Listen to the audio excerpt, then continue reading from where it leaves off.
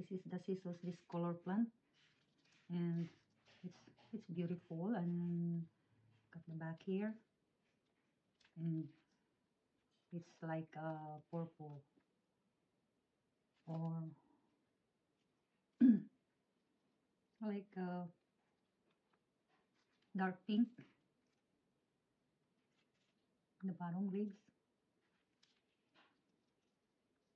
and little dry but not bad, and they are healthy. So tiny.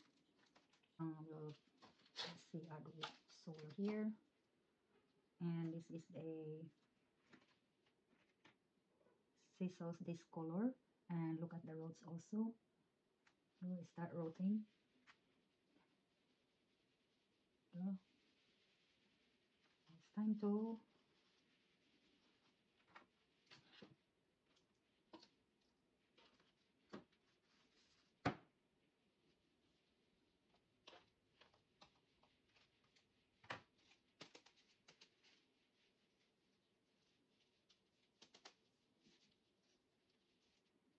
guys go, and this is scissors discolor.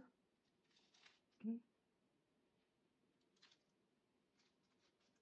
put label in here.